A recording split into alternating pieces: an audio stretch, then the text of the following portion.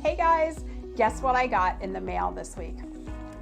My first packet from my child in the Dominican Republic. If you adopted a child on One Child Sunday, you also got one of these or will be receiving it soon.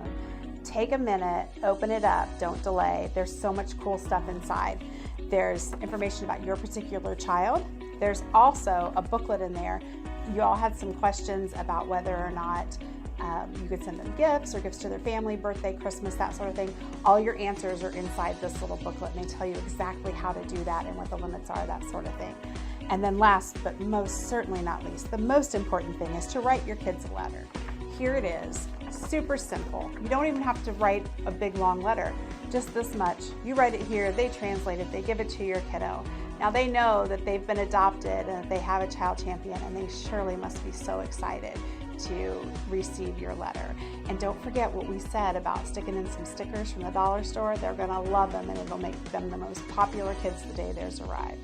So I know I'm gonna do mine today. If you do yours in the next day or so, please come see me on Sunday morning and tell me that you did. I'll give you a big high five.